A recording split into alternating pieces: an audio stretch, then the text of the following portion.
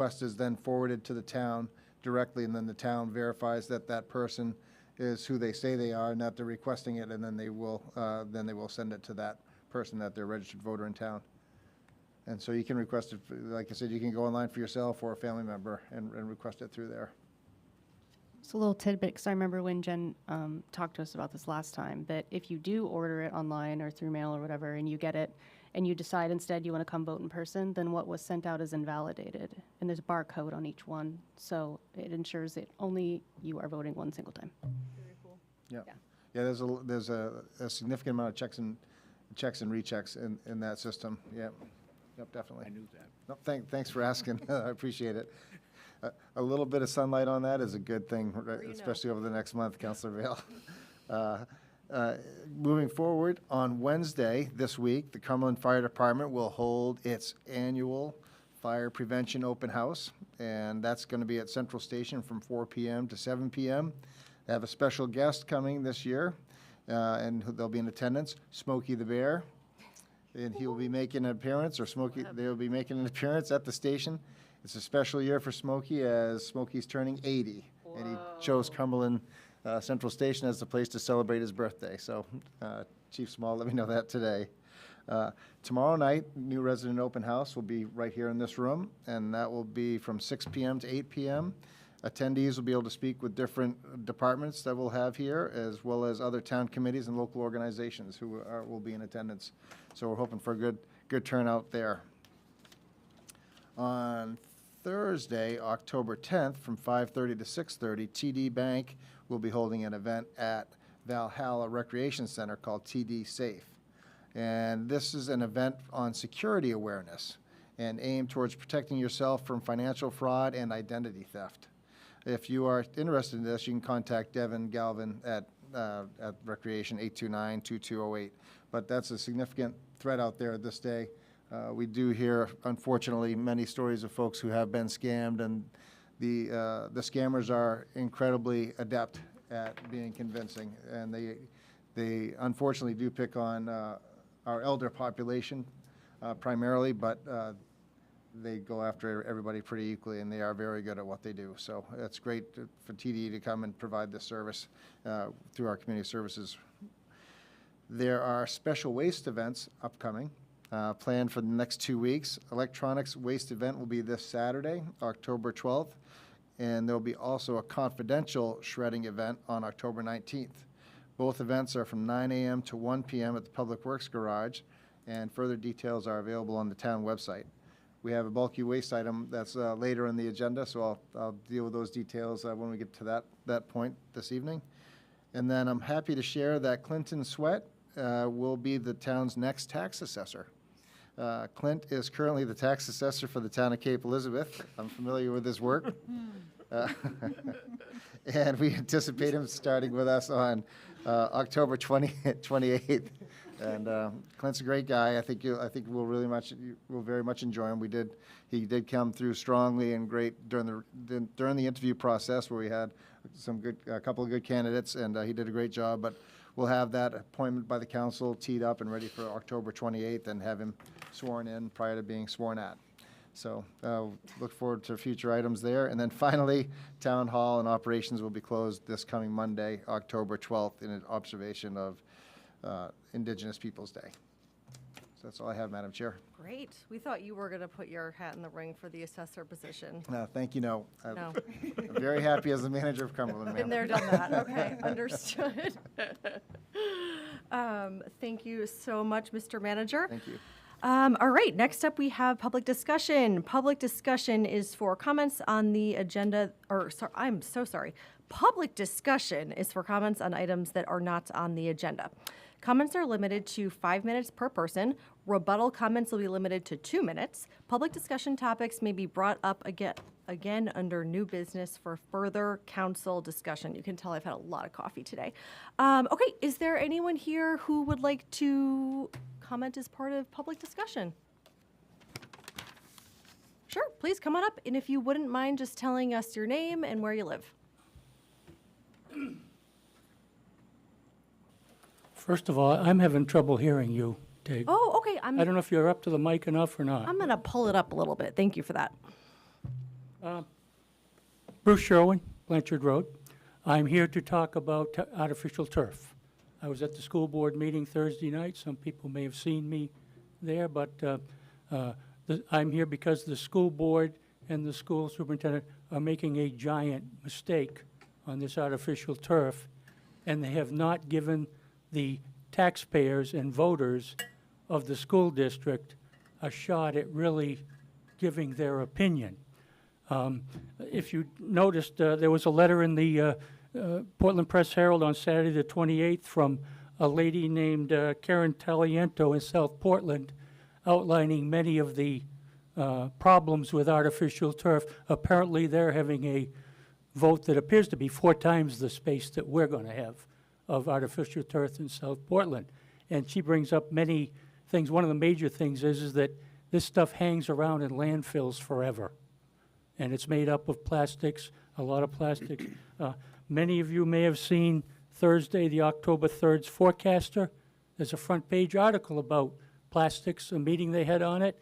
And the first paragraph reads, discussion of the potential dangers associated with artificial turf cropped up multiple times during a September 26th forum about the threats posed by plastics.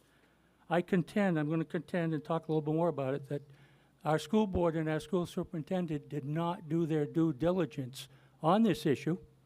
And in addition to that, not doing it, they made no attempt to tell the voters about it.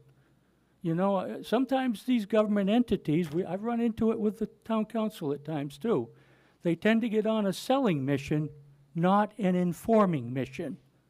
When you're talking to voters, you inform, you don't sell. You tell them what the pros and the cons are, and the school board has not done that. In addition to that, they buried it in a referendum for the new school.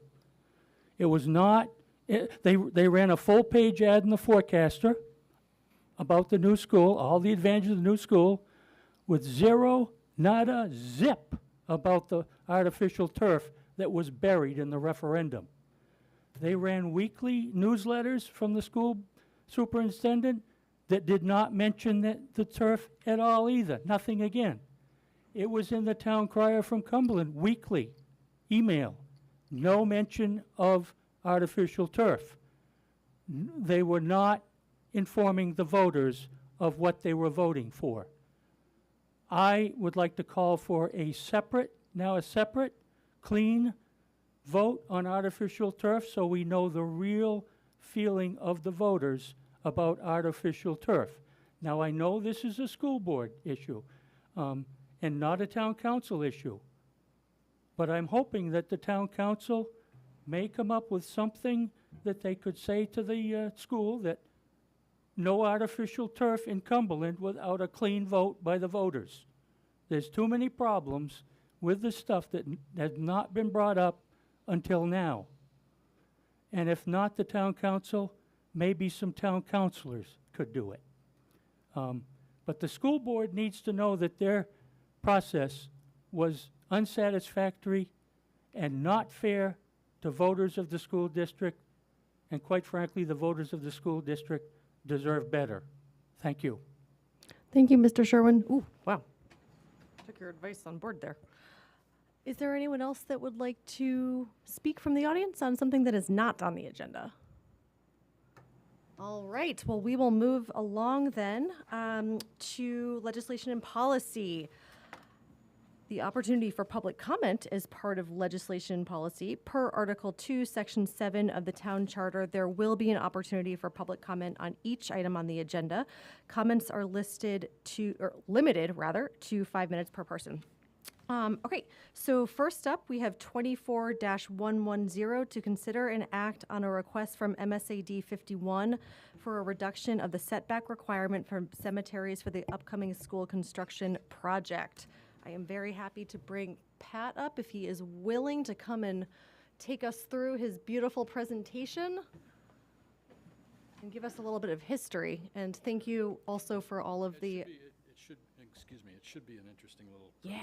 So, my name is Pat Carroll. I'm a landscape architect, and I'm working with MSAD 51 on the new school project. And as we started getting into kind of the more detailed design of this, we realized that, and you all know that it's there, but the town has a cemetery that's kind of a very, very major landmark in the town that abuts this property. So this property is property that was acquired. We can't hear. I'll just speak up a little higher. Yeah, or maybe move the microphone just a little bit towards you, if you like. Okay, how's that? There we go. So anyway, what we discovered is that there's a state statute that requires a 25-foot no disturbance zone adjacent to a designated cemetery.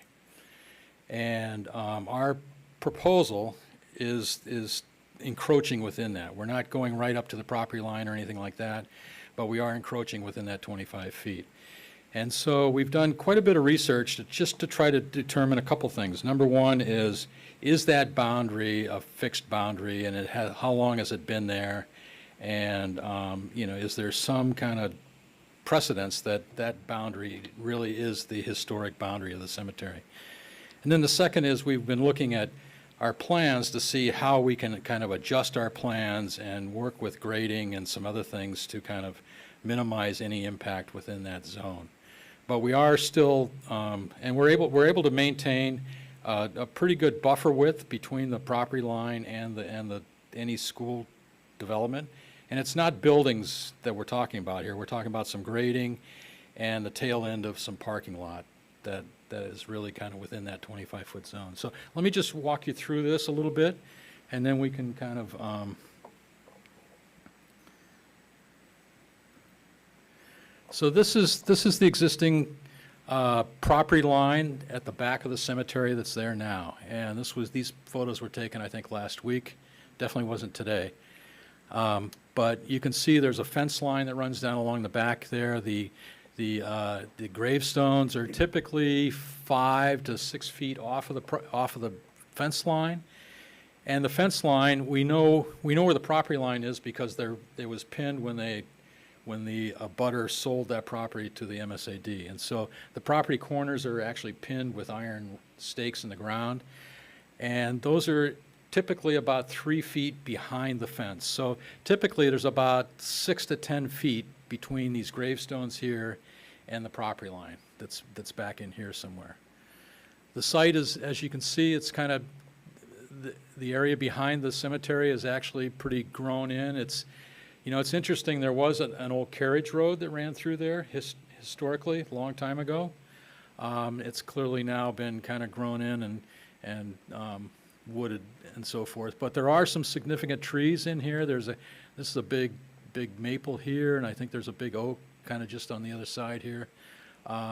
So our hope is that we can save a lot of these trees along this edge here. But the reason for going through this study is to determine where this property line is and also try to get a feel for whether or not historically maybe somebody buried somebody outside of those boundaries. But our feeling is pretty strong that boundary has been there for well over 100 to 150 years, defined by a fence line and or a road, and that chances of anybody being buried outside the limits of the cemetery are pretty slim. Again, this is a look down the back of the back. This is looking from the west, looking east along the property line here. You can see some bigger trees. This again is about 5 or 6 feet to the property line. Again, the same thing here. You can see all these trees that are kind of within, a 10 to 15 foot zone. We're hoping that we can save those and limit any disturbance beyond that.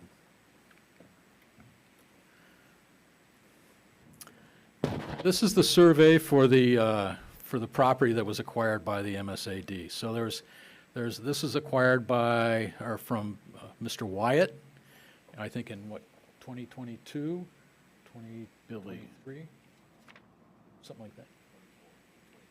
23. And then there was also a triangle of land here that was acquired from Mr. Campbell in order to make the site work for the new school. But you can see that was just acquired this year. And this is the cemetery here. And you can see in the survey that was done, this was done originally in 2018, and then it was updated in 2020. Those property corners are located, and it does locate a fence line along that side of the boundary there. So that's pretty clear.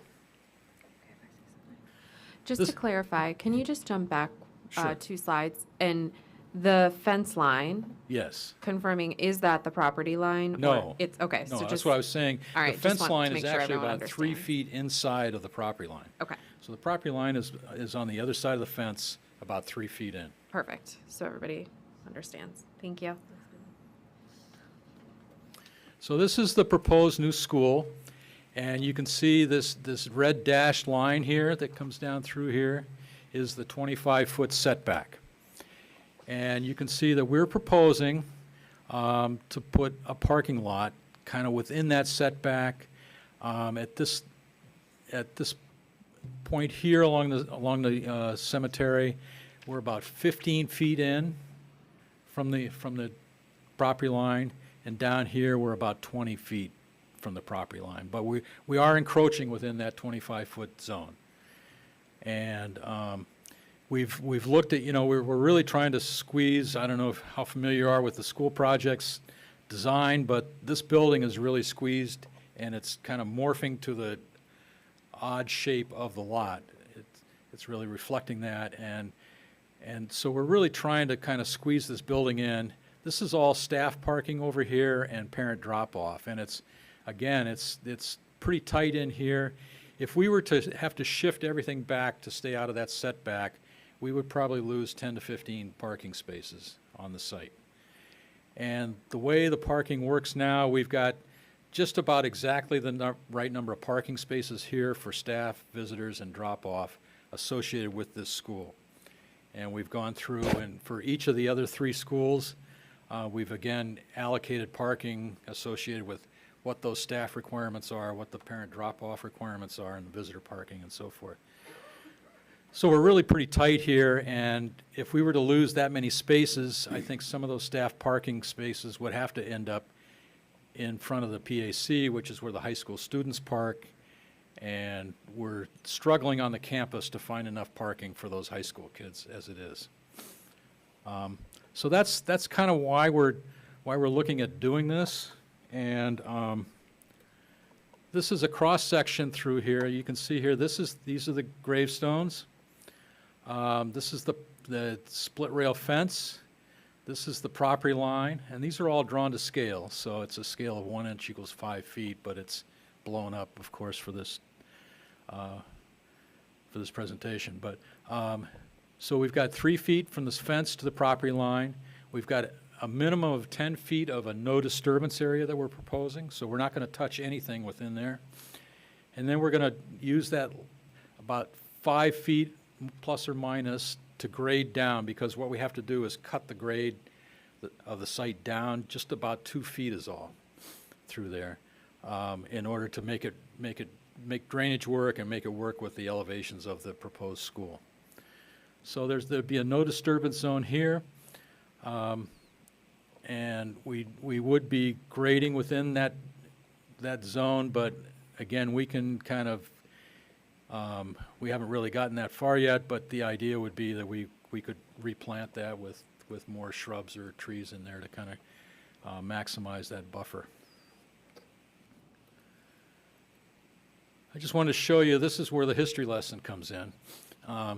So this cemetery was actually built, I think, or not built, but it was created in 1793. So it's like 230 years old or so.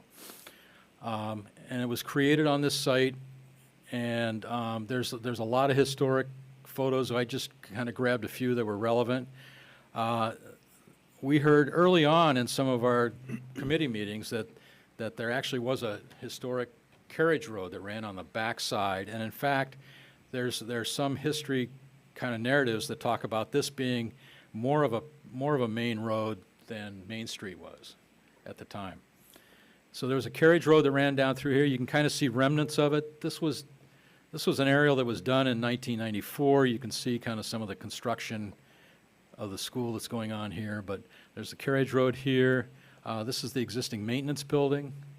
That maintenance building unfortunately has to be relocated just because it's in the way of the school too. So this was an aerial from 1994. This is an aerial that was taken, I think, about 1960. Again, you can see there's a very strong line here. That's the back side of the fence of the cemetery. That date's wrong, 1960? because you have the junior high, the two wings of the existing high school there, Yeah. and that would have been 65, 64, 65. Okay, well, plus or minus. But anyway, it was a long time ago. This is the Institute building here. I think this was the middle school at the time. But you can see there that the backside of the cemetery has been kind of clearly defined at this point for quite a ways. This is the Blanchard house. You can see that kind of pass-through carriageway there is still in existence today. I think it was called the Prince Tavern.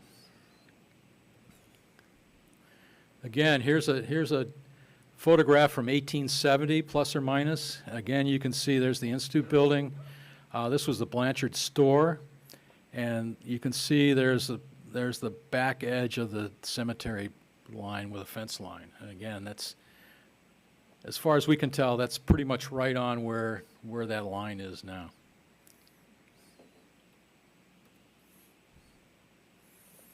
This is a photo of the Blanchard house, and one of our peers has indicated, and it's hard for me to see, but I'm going to trust him on this. He says that this trail actually bends around. It doesn't go through that house. It actually goes on the left-hand side of it. But this house is there, currently there, and again, this is a really old photo from the 1870s. There was actually a barn. The Blanchards had a barn on that property that butted right up tight to the back of the cemetery here. This is the Institute building, and this is the Union Hall, which was part of the Cumberland Fairgrounds originally, back in the day.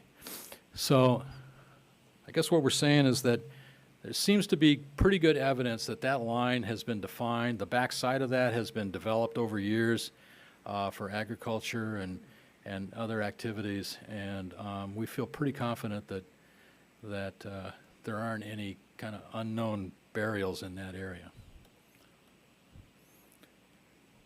This is a plan of what used to be called the Congregational Cemetery. Maybe it still is, but it's the town cemetery.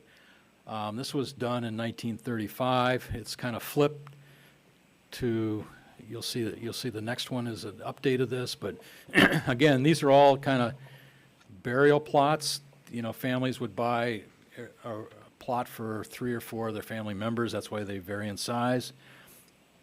And they're all, as you can see, they're all separated from the property line by, 5 to 10 feet or so.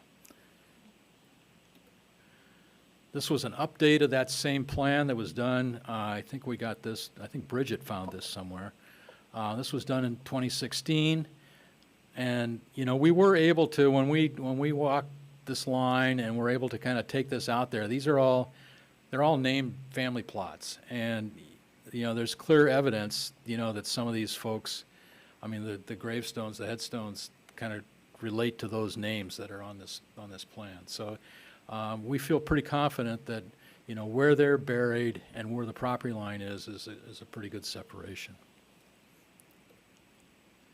Again, some old maps. This was 1857.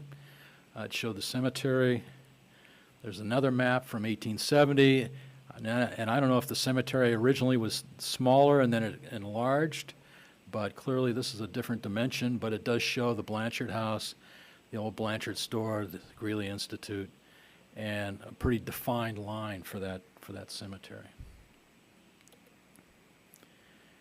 And finally, and I don't know if it's worth zooming in on this, but there's a little blow up in this kind of illustrative plan of old houses of Cumberland that shows the Blanchard House and the cemetery and so forth. So that's kind of where we are with this, and I guess, as we read through the statute and discussed this with Matt and Bridget, it seemed pretty clear that there is latitude that the town council has to kind of provide relief to those dimensions if there's hardship involved, and we kind of believe that, in fact, there's hardship here because we can't really lose parking, and we can't really shift the building design around to gain those spaces back. So we'd like your consideration on this. So with that, I guess I'd take some questions. Thank you, Pat. Go ahead, Mike. Thanks for coming in. The presentation's great. My concern, I understand why you want it, why you need it, which is more important. People do a lot of dumb things. And people driving, when they want to hit the accelerator to go forward, they back up, is how close, there's not a lot of margin for error. Have you guys thought about putting anything to protect the stones from an accident, such as rocks along? You have that don't disturb area, just putting boulders along? Yeah, right, Right in here. yes. We haven't thought about that, but there will be a curb here, and we could put a railing, like a guardrail or something, along that edge that would begin to kind of provide a barrier of some sort. I've just seen so many accidents where, like I said, people, I want to drive forward and they put it in reverse instead, and Yeah. there's not a lot of, where the trees are going to be there, it's great, but there's going to be wide space where somebody could go through, and I just want to protect those stones. Yeah, and where those trees are, I mean, if you go out there and look, it's pretty thick in there, and we do intend to supplement that with some additional plantings in there to kind of, Thank you. Yeah. Thank you, Madam Chair. My pleasure. Councilor Thorson? Just talk about plants. You did mention supplementing if needed, and my concern is, they're old trees. You have to dig down, like, compaction from building and all that. I'm just assuming a lot of them will die. I hope not, but just wondering how extensively you all would be replanting. And then if those are deciduous, if the supplementary shrubs or whatever you would choose would be evergreens or something, so that people who are visiting at the cemetery, have year-round, they have that buffer. yeah, I think evergreens would be a good choice there for a couple reasons. One is it would begin to block headlights if somebody's pulling into those parking spaces in the evening. And it would also, like you say, it would provide kind of a little bit more privacy for somebody that's visiting the cemetery. And it would also provide a little bit of at least visual buffer, a greater visual buffer between the cemetery and the active school area. Okay. So. That was my main thing, and I didn't know if that had already, which we're not here to talk about finances, but that it gets expensive. I'm just hoping that it wouldn't create like a financial hardship for you guys as well, having to put in that much buffering that wasn't accounted No, for. I mean, we've got a fair amount in the budget right now for landscaping, and we're intending to provide buffering all the way around the school. Okay. There's a couple of private residences in this area that are pretty going to be visually impacted, and we've been working with them already to kind of make sure that they're feeling comfortable with the direction we're going. Okay, thank you. Is there anyone from the public who would like to comment on this agenda item? Okay. Oh, please, come on up.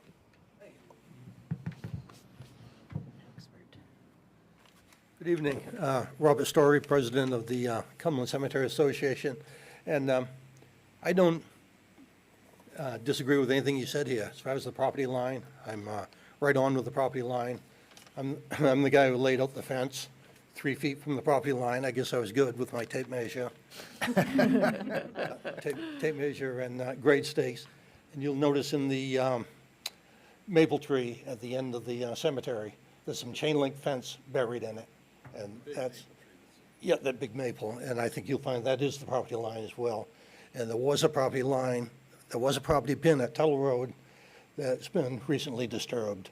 So as far as your layout, I'm perfectly in agreement with you. The second map you showed of the spaces, that was my handiwork as well. Oh, it was? Yeah, so took my notes to a draftsman down in New Hampshire, and he drafted it with my notes, so I guess we did okay on that one, too. As far as what you're proposing, I don't think it's unreasonable. I think we can certainly live with it. It's, I laid the fence out 3 feet off the property line for 2 reasons. One, so we could maintain behind it.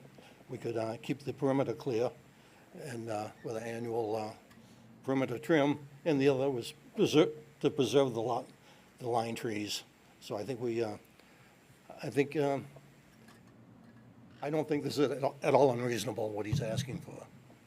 And, you know, if you want to plant some shrubbery or evergreens along the edge, I think that would be nice. But for now, I have no problem, and it's not my cemetery, it's your cemetery, your land, your rules. But as one person, as president of the association, I certainly don't object to it. We know that you know a lot more about the cemetery than any of us do, so thank you for being here, and also for the past history lessons you have also given us on this incredible space, as well as some of the work that you've done with your students. I actually drafted it twice. After I had it all done and drawn it up, then Thomas Bennett found an old map, and I changed my map to match his map, so that was $4,000 out the window. but Bob, there is Revolutionary soldiers buried there. Yes, there are. And Civil War. And, yes, you know, yep. so the importance, I don't think, can be understated. Pardon me? We can't understate how important this cemetery is to us, Yeah, and those markers. Yeah, I believe any cemetery prior to 1880 is considered ancient cemetery, but, so this is, like you said, about 1796 probably, I think. 1759. Yeah, that all, yeah, so, I guess I have no objection. Thank you. Thank you. All right. Unless there's anyone else from the public that wants to comment on this, we will go to council deliberation. Does anyone on the council have anything that they'd like to say? Councilor Vail. I'm not in favor of this. I think if you want to come up with some drafted rules about how you're going to protect the buffer, how you're going to protect the trees, but to grant you a variance on the setback, once that's done, cemeteries are sacred places, and you drive around the state of Maine or you drive around anywhere around the country, and you look at cemeteries that have been encroached upon by commercial, by any number of different uses, industrial. And it's saddening to see, the folks that are there. They don't have a voice to say, leave us in quiet, leave us in peace. And you'll want to put a parking lot right up against there with the effects that go with it. And so unless you have present a better buffering plan to me that will protect the trees, protect the shrubs, I'm not going to vote to grant you the setback variance, but I think you have the votes here anyway, so I'm just, I guess, voicing my objection to encroachment on the cemetery. I think it's unnecessary, it's not warranted, and frankly, it should never have been considered in the first place. Thank you, Councilor Vail. Mike, go for it. I'm not going to support this tonight, but if you come back with a solid plan on how you're going to protect the stones from accidents, from the unintentional consequences, you have my support. But I have to go along with Bob that this is a sacred place, and I can't do anything that will jeopardize those stones in there because it's such a rich history of Cumberland. But you come back and with a definitive say, we're going to put up a rail, a metal rail, or we're going to put stones along the way, you've got me.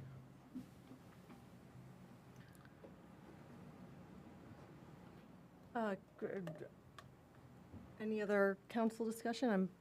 Oh, go ahead, Councilor Andrew. Magoon, go for it.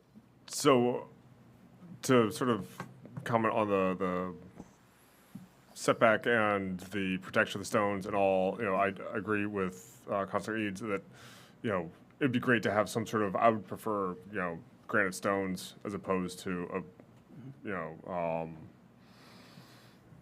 barrier there just visually, but I think it should be reminded that we don't have anything on the roadside, and there's more likely to have somebody come at a high rate of speed from either Blanchard or Tuttle or Main Street and go through the stones than somebody parked going, hitting the gas instead of the brake or vice versa, and all. So I think the danger is there's a potential for the danger, but I think that the danger is greater in other places, and here can be very easily mitigated where we haven't mitigated it in other places. So I think that it's something that can be relatively easily taken care of, and I don't want to put too much emphasis on that when 3/4 of the rest of the cemetery isn't protected in the same way by that. Council, I more have a question. go for really. it. Ask a question. So, I mean, this is all like on the record. You said what you're willing to do with the buffering and all that. Like, how much do we actually need to feel comfortable going forward? Like, I'm guessing, do you even have a plan yet for that? Like, it has to go to the planning board, right? And then that's when you get drilled down deep into this. So what, as a council, like, what do we require as far as just the process, really? I'm curious about, at what point there would be detailed landscaping plans that would come forward? I don't think it would be to us, right? So that's just logistically, it's an ask, but is it even an ask that would come to us? Is that a Matt question? If it would be helpful, Madam Chair, Please. the council has the capacity to say how they would like to see this if it was going to go forward, and then, I'd say that's high level, and then versus at the planning board level, Mr. Carroll, then the school project comes forward for site plan review at the planning board level, then they could define exactly what that looks like. I think, council has made it fairly clear that they want stronger buffering as well as assurance that there's a way to, in a sense, shield any inadvertent penetration off the back line onto the lot. So that, I think the council is pretty clear on that, and I think, Mr. Carroll could probably do that at the planning board level and define that and show, we're looking to, the specific details, say, okay, we're looking to put in blue spruce here, these plantings X, Y, and Z, as well as, stone fencing or something along those lines as a further safeguard in the future. So that would be a higher level of detail that you would have at the planning board site plan review level, Okay. if that's helpful. Yeah, it is. Thank you. Great question. I think Councilor Douglas was going to speak, and then back to you, Bob. Go ahead, Bob. I was only going to add that the council could put conditions on any vote of approval. Yeah, I think Andrew makes a good point about the main road not being protected really in any capacity aside from the fence, and there's a walking path there. And I think in good faith, they came to the table with presenting it as having buffer options, right? Like, I think, yes, conditional, I think, is a good option, Bob, but I think that was the intent from the start, was to provide a buffer. And it seems, based on their presentation, that they've put a lot of thought into what is existing currently, is not existing currently. And hearing from Robert's story, I think it's also further affirmation that, I don't know, the person we've entrusted to watch over this space feels comfortable with it. It kind of helps me feel comfortable with it in that way as well. So I would stand in support of this. I'll share my thoughts. You kind of had me at the historical photos. It really does seem like there's been a line of demarcation for what was the earliest, 18, there's a photo. 1857 or something. 1857. And so I think that if that hadn't been clearly defined, maybe I wouldn't be quite as comfortable. But that is, something that, really makes me feel as though we're being consistent with how that property line has been respected in the past. I would love to see if there are any trees that come down, just more to be planted. I think it also kind of gives privacy to folks. It's a beautiful space. It's a beautiful cemetery. Thank you, Mr. Story, for all of the work that you've put into it, and being able just to kind of maintain that tone sort of with greenery and just kind of have that buffer, I think would be a great thing. It wouldn't prohibit me from voting in favor of it tonight, though certainly if councilors did want to look into that, we could. I would prefer trees as a barrier rather than a metal barrier. That's just me.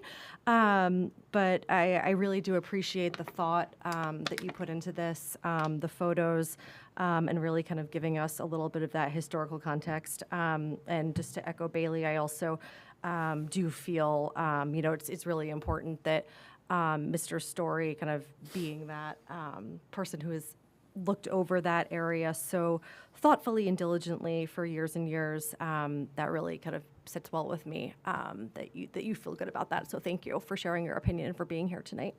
Any other counselors like to say anything? No? Okay. Well, this is the time, I suppose, where we look to a motion or to take some action. All right, I'll give you a motion. I move to approve the request from MSAD 51 for a reduction of the setback requirement from cemeteries for the upcoming school construction project. I'll second. We have a motion and a second. Is there any discussion on the motion? Okay, I will call for a vote. All those in favor? All those opposed? 4-3, the motion carries. Thank you, Mr. Carroll. I called you Mr. Carey initially. I apologize. I have a Pat Carey friend from high school, you are not him. Thank goodness for us. Okay, moving right along, 24-111 to hold a public hearing to consider and act on the adoption of the Maine Municipal Association Model General Assistance Ordinance and Appendices A through H for the period of October 1st, 2024 through September 30th, 2025. I think, Mr. Sturgis, there had been a couple of questions maybe outstanding from our last meeting that you were going to hit. Did you want to do that on the front end, or did you want to take a moment and we can start chit-chatting ourselves? Madam Chair, maybe best to have your public hearing and then come back to the council discussion, and then Okay. I'd be happy to jump in after Super. if council may have additional questions. That sounds like a reasonable plan. Is there anyone in the audience that would like to take part in this public hearing on this agenda item? There is not. So you thought you were going to buy yourself some time, It's but okay. clearly not. Wow. All right, over to you, Mr. Sturgis. Thank you, Madam Chair. What you have for council action this evening, as you discussed last month or 2 weeks ago, was this is a model ordinance that's provided by the Maine Municipal Association for General Assistance that towns need to adopt. And the critical part of this is ultimately the appendices that are in there that give your maximums for such things as utilities and for housing and for groceries and heating. And those are established basically by doing surveys to figure out what those costs are going to be, and it's also based on the sizes of the families that are applying for assistance. What you notice is the Cumberland is in what they call the Greater Portland HMFA, which is determined by HUD, and that is the HUD Metro Fair Market Rents Area. So that's pretty much what determines a lot of what the housing allowances are going to be. And And the reason why we're lumped in with Portland is because we're considered part of the greater metro region of Portland versus Cumberland County, which you notice is some of the more rural towns outside of that belt are located in for Cumberland County. So they establish them by county, but if they do have MSA or Metropolitan Statistical Area data, that's what they use to further refine what those numbers are. So those. So what they do is towns basically do that, and then our general assistance folks will use that to make their determinations as to the level of assistance that they're going to provide. And Paige Kambakis does that for us through the county, and so she's employing those. Occasionally, what you'll find is people may fall outside of that, specifically for heating assistance. And the town has a heating fund that's been established as well. It's healthy. There's roughly $280,000 currently in the fuel assistance fund. So, and there are folks who do, they do fall outside of that. We anticipate that there will be assistance needed this winter. Heating oil may be inexpensive at the moment, but there are current world conditions that may impact that, and winter is a tough time for many people in the state of Maine. So, but the numbers are fairly good, and towns generally have adopted those. I think the rental numbers that they do have seem to be at market. Generally, for this market as well, if rentals can be found, but those do seem to be at established market rates at the present time. Thank you. I found this to be just a general comment. Looking through it, really grateful that we also have the food pantry, especially if you look at, I don't know if anyone noticed, kind of the monthly maximum for number of children. You get like an extra $55 for personal items, but anyone who's bought diapers in the last 2 years or so, $55 is not a lot of money for a month of diapers. And so I just also, on top of that, I think that we are really fortunate to have such a robust food pantry, and also, of course, to the folks that have, I think we've had some sizable donations to the fuel benevolent fund, I guess, or the assistance fund. Yes, yes, ma'am. So just a thank you to all of the individuals who have contributed to that, because I think it makes a big impact, and being able to make sure folks in our community have resources when there's hardship. And Madam Chair, if I may, I just want to provide assurance as well. I know Chris brought up at the last meeting that the town does receive reimbursements of up to 70% of our general assistance that is allocated out there. So the state does reimburse the town for 70% of that. So all those funds are all quite healthy at the moment. So, but yeah, we are coming into that season. Is there any council discussion on this? I read through this thing twice. The Put me to errors. sleep both times. I take no ownership of the of spelling or any typos I'm or glad any we others. didn't put this on paper. That would have been a horrible waste of paper. It would have been Yeah, half an 100 acre of 120 trees. pages. Oh, gosh. The only comment I had, which is unrelated to this really, is that veterans are entitled to burial benefits as well, depending on the circumstance. So if for some reason they did not qualify for this, that would be something that is still a tool out there for their disposal, for, I guess, their families. Work through the For VA. their benefits, yeah. See what you're eligible for, really. And most of the time, that is in a, VA designated cemetery, but I think in some cases, they do help with private. I'm not too sure, though, but don't want to misstate, but that is out there, and I know sometimes people don't realize what all is available.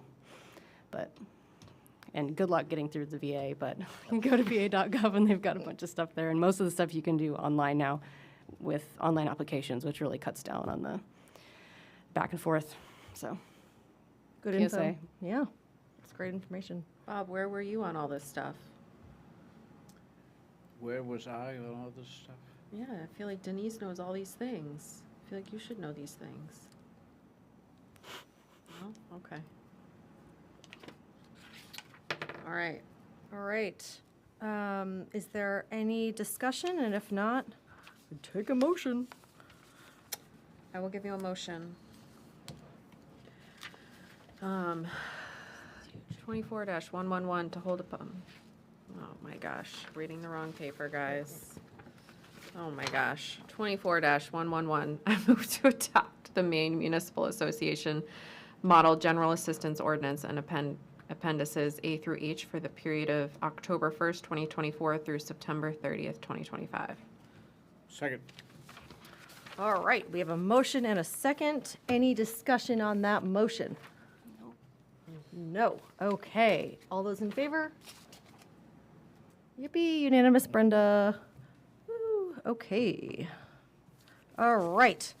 Next up, 24-112, to hold a public hearing to consider and act on amendments to Chapter 96, Fires and Fire Protection, Article 2, Fire Protection of the Cumberland Code of Ordinances as recommended by the Planning Board.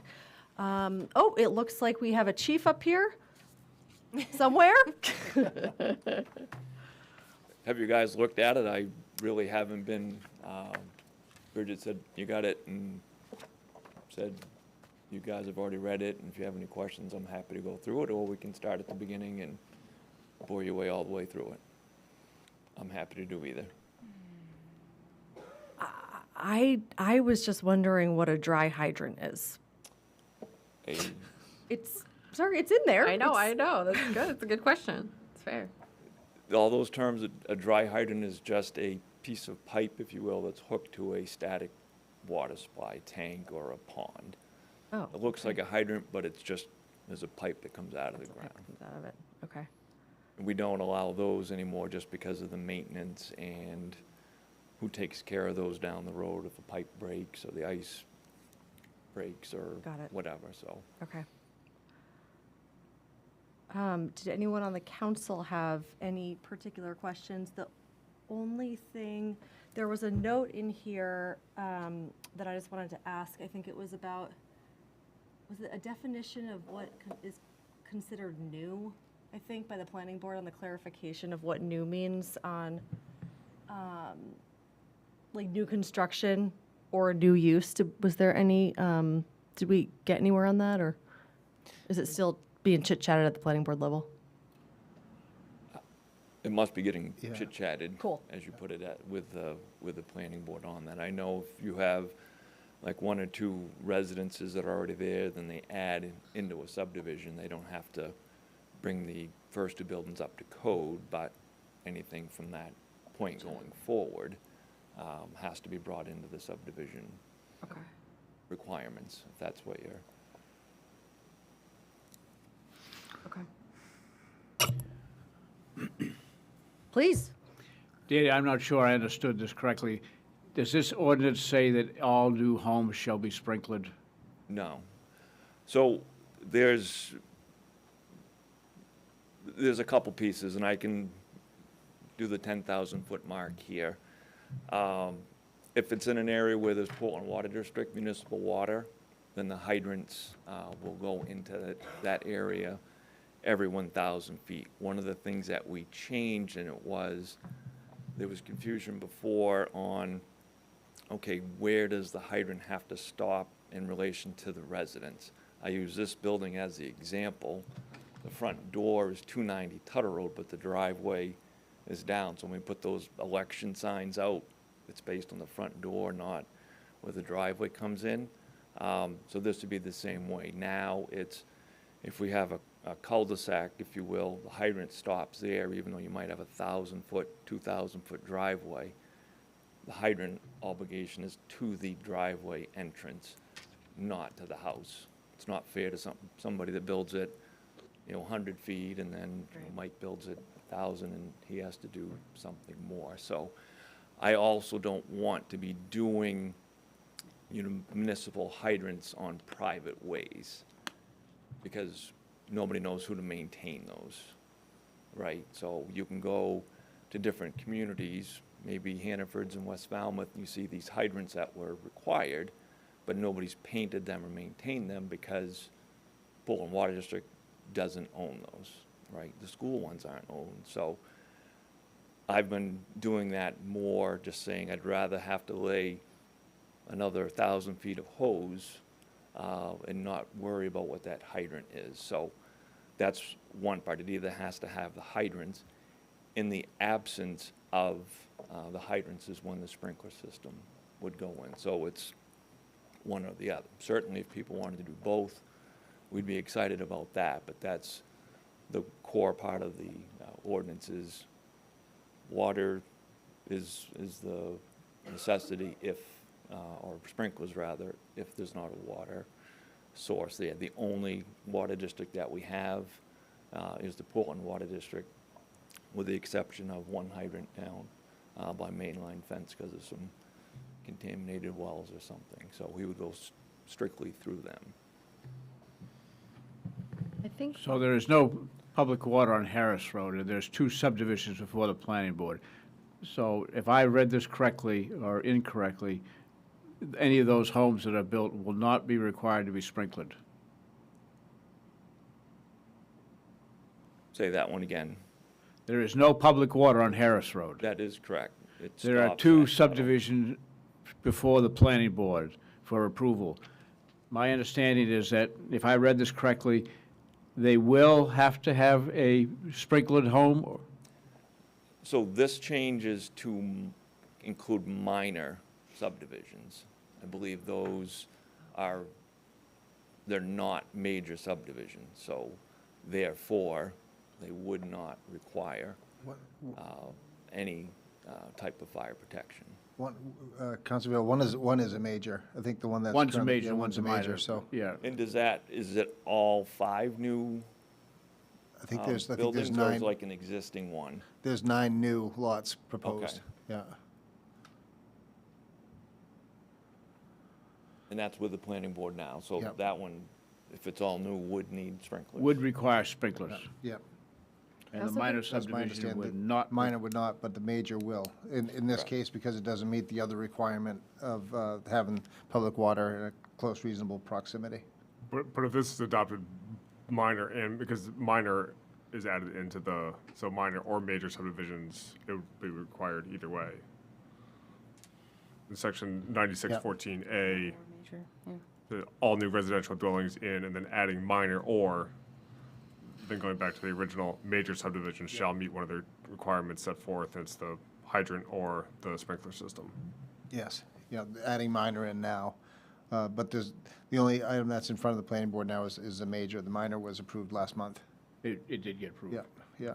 So that's the only one that's there. So we're not changing if you don't mind me jumping in, Chief. Boss, you go right ahead. The rules aren't being changed midstream for them. They already had that as a requirement for the major that's there now. So the minor is in the review now because it was approved last month. So people will know going forward, if the council approves this, that these are the rules of the road from today forward.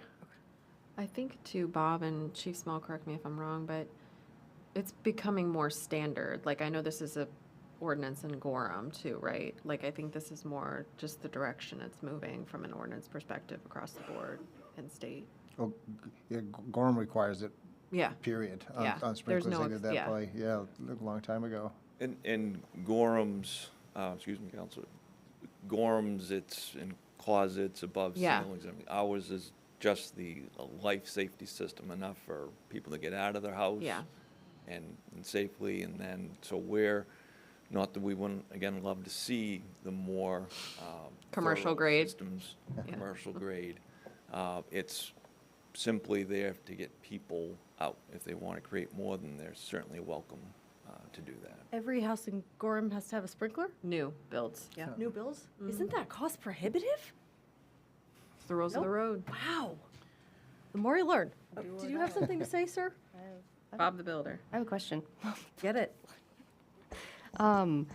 Looking below what we were just talking about, all new commercial properties and all new residential dwelling units in minor or major subdivisions shall install a key box, subject to review and approval. Can you explain? Is that, if your house is burning down and no one's answering the door, you can get in and save people? Or No, what's the if- situation? Say somebody's having a medical incident and can't get to the door. Okay, Right now, we've got a couple houses where people are frequently calling to have some assistance, they can't get to the door, we've told them, stay put, we'll come into the door. We hate to break things. Sometimes it happens and it never fails. And when stuff does get broken, it's in January, and then there's no way to fix the doors or the windows. So it's a key box that it's a very, very secure system, but we've been doing it for a million years. All the planning board stuff at Carla's, Nixon's direction was, I can say it's recommended, but not that an alarm system. So the key box is so secure that it's what our drug boxes and the ambulances are. It's the same system, and only we have the keys. The keys are all secured in the vehicles, so every person on the department has to have their code so we know who went to get it. It's that secure, because we don't want that liability of somebody, oh, wow, geez, somebody just walked in, maybe it was the fire department. So if someone like me had, like a keypad entry with a code just to get in your house, would that be sufficient, or does it have to be this very specific thing, or can someone just be like, hey, here's the special code I made for you to use? Nope. Okay. I don't want it. because it changes. Yeah, right, We tried to exactly. do that to Yeah. be the nice person, but person X moves away, and then it's like, geez, or they had, look at Main Street right now with people inviting themselves into people's vehicles and cars. Numbers get changed and people forget about that. So this is all new regardless of whether someone is a repeat caller or whatever. Every new house will have a key box. Going forward. Going forward, if that's yeah. what you're saying, yes. Okay. It's a lot of keys. It's a lot of keys. Good luck keeping track of all those keys. So Yeah. it's a, It's a, key to the key box. yeah, there's a key in the key box. So that the fire department has a key that opens a little All door, boxes. and then you All have a in the key to house. your house in there. So they come up, they open the door, they take the key out, they open your front door, they get in, they help you. That's still like one key per Oh. house, right? No, it's the key boxes. So it's like have- one key for all the key boxes. Yep. He would know more. We but- have one, if I think we're trying to understand, we have one key that fits every There, box yes. in Yes, thank town. you. And in fact, Got it. the regional stuff down on Route 1, we have 2 boxes on the businesses, 1 box with 2 locks, so Falmouth can use their key, because again, they don't have access to ours in Yarmouth, north of Tutter Road, so those are bigger boxes, but Okay, got it. they're Thank you. businesses for that. One key to rule them all. We're all learning here. There's another thing that I think is important to say that was muddy before is if somebody has a 4,500 square foot building, but it's not heated, right?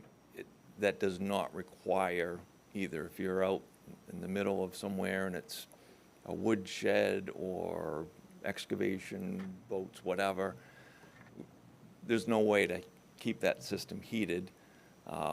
So that's one of those, we got to apply common sense to those to say, it's not heated, we're not going to all of a sudden make them have a insulated and heated building. So we did clear that one up as well. Do you see that a lot with like barns? Garages, barns? Well, I guess it all depends on what the barn is Yeah.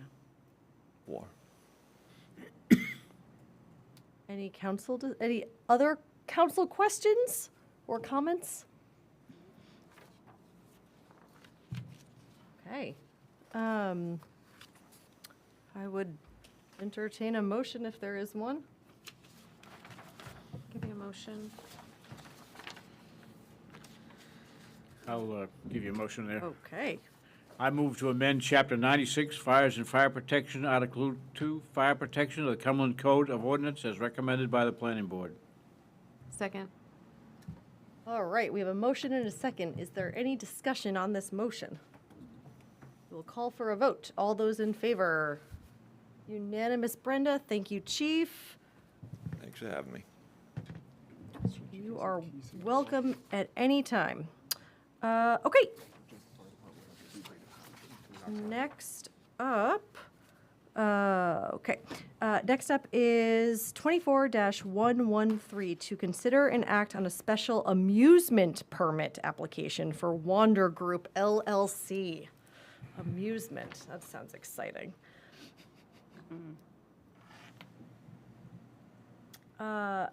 And I believe it is pretty exciting. I think we're looking at some music, aren't we? Yes, ma'am. Okay.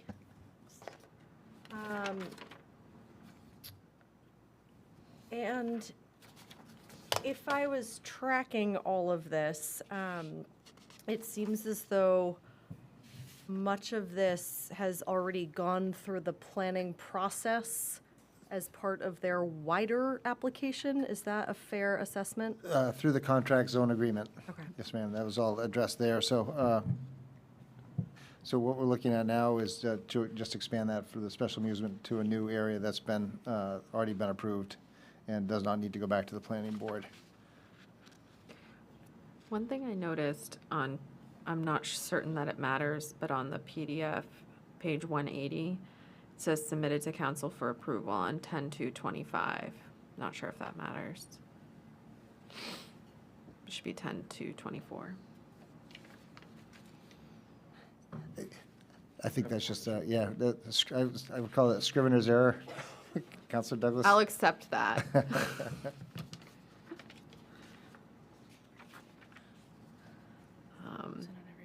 So essentially, they're just looking to have a few shows.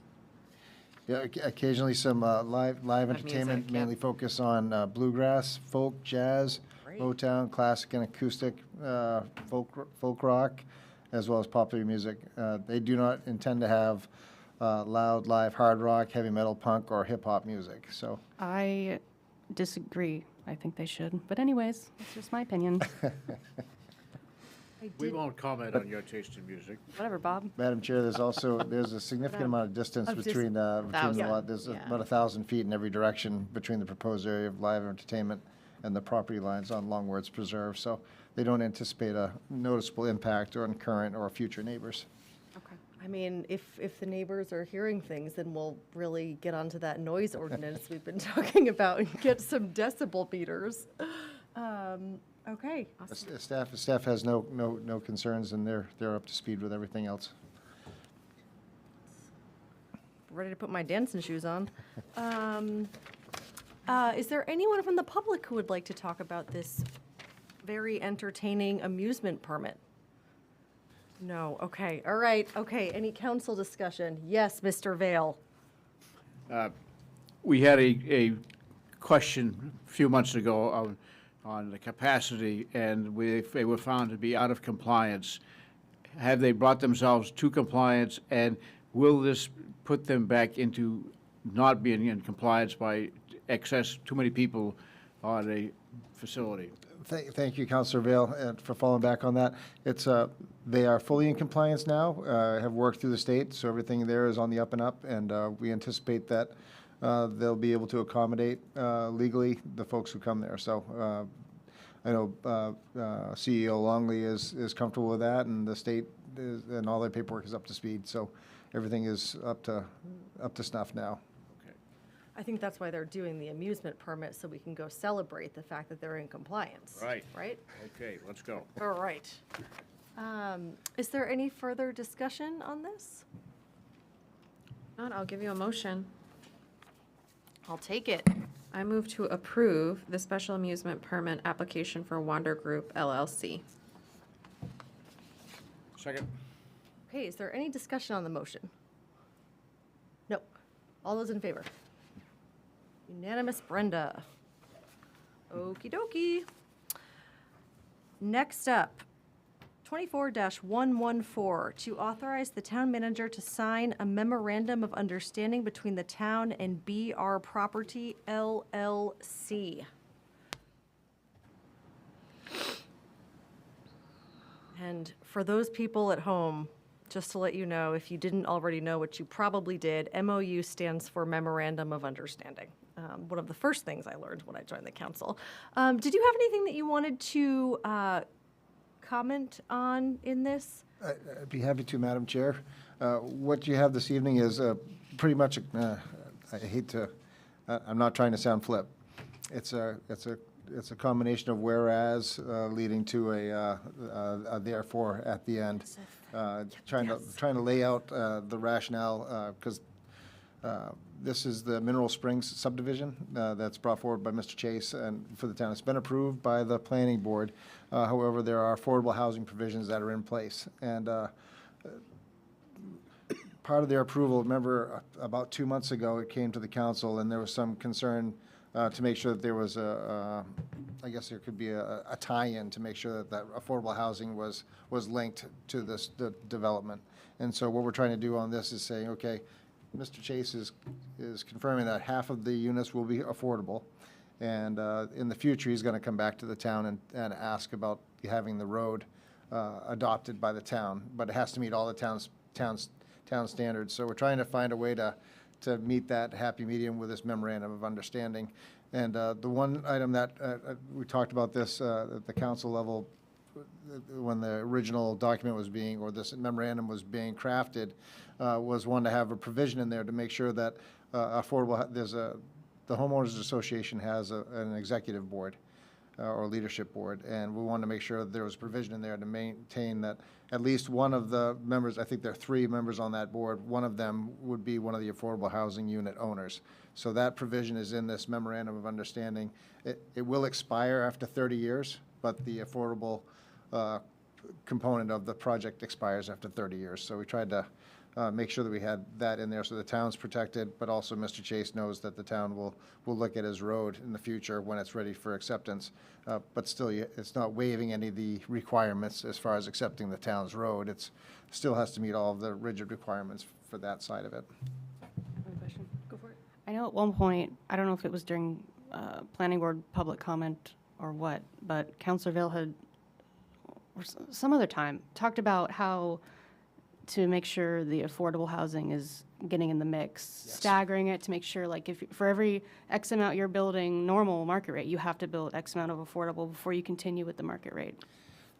Thank that you, Councilor a thing? Person. Yeah, that element of that is in here as well. And I know, should actually start reading speaking with the these things. developer, I know that his actual intent is probably going to start building the affordable ones at a greater rate than the market homes, just due to absorption into the marketplace. And with what their qualifying standards are, which is 120% of area median income, it's roughly about $150,000 is what an income can be, up to 140% of that if they can't sell it within 6 months, I think. So I think his intention is actually to get moving more quickly on the affordable than the market rates. So, but there is a provision in here that states that they need to be basically constructed at least an equal pace. I had one more question about the flipping back to market rate after 6 months. There is something in there I saw too, though, where the council can basically say, like, you need to rent it for 2 years, I think it was, right? It's an option at the council's discretion whether they want to let it go to market rate or turn it into an affordable rental. Let's see. I remember seeing that at some point, unless it got That, taken that out. was in the planning board documents. Okay. Yeah, that was at the planning board level, was when that was laid out as far as the amount of time. Let's see.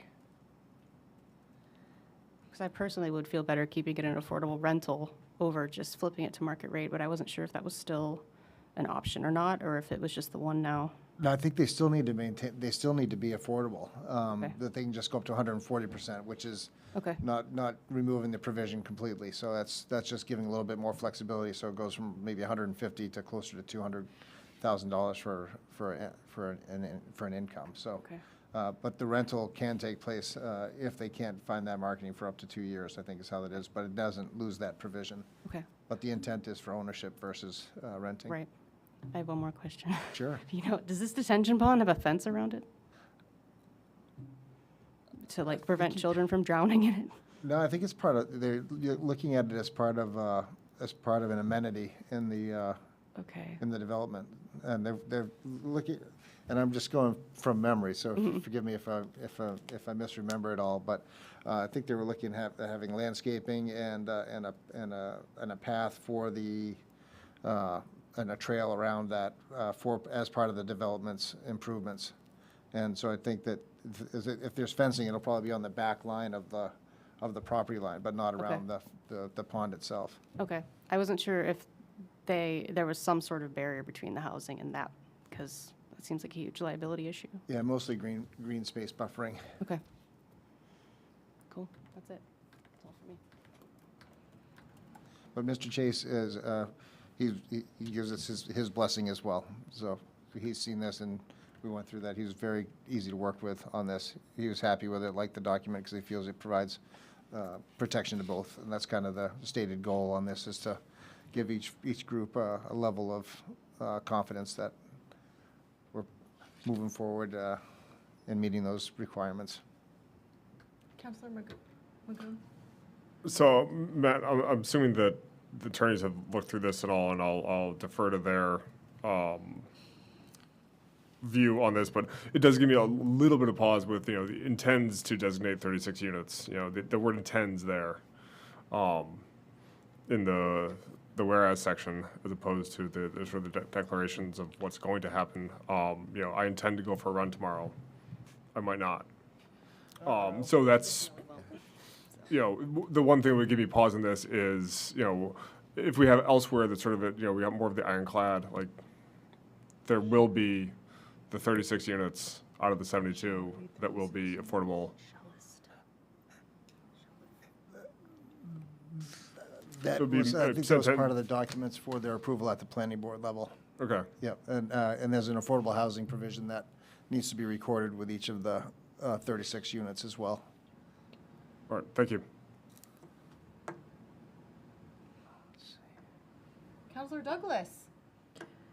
I do just want to note that I appreciate you pulling this together. I know Councilor Story King, I think last year, had kind of flagged the concern surrounding ensuring that there was someone who was purchasing affordable housing to be on the board to ensure there was equitable playing field for them, and they weren't just slammed with an HOA if they decided to put in a pool. So I appreciate you chasing this and kind of closing the loop on it.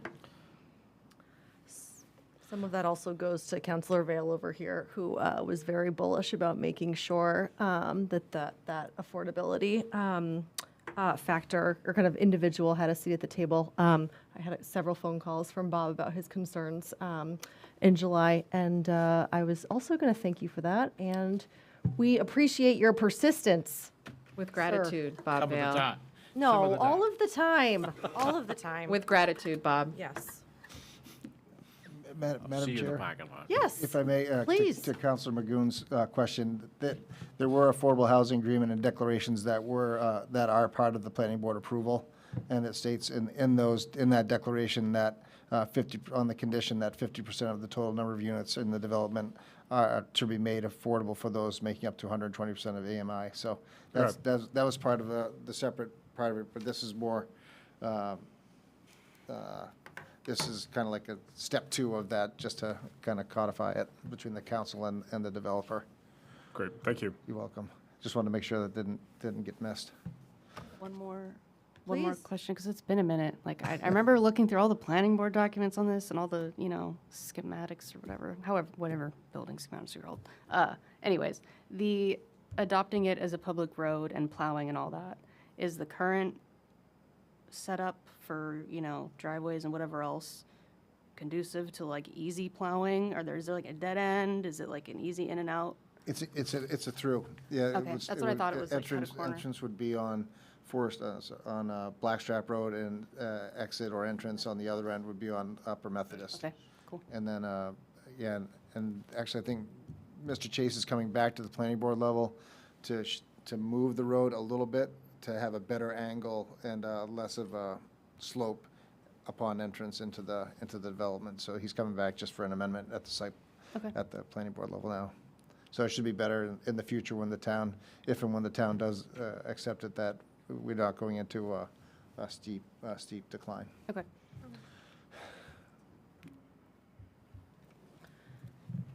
Any other commentary? Okay. Right. There's a motion on the table. There is, or Public. would you like one? Did we already do the public comment on this? Oh, I'm so sorry. Would anyone like to speak on this? It doesn't say. No, okay. All right, but thank you, sir, for checking. Well done. Motion on the floor? I'll give you a motion. I move to authorize the town manager to sign Oh, go ahead, Bob. Go ahead, you. Why don't you do it together? in unison, Bob.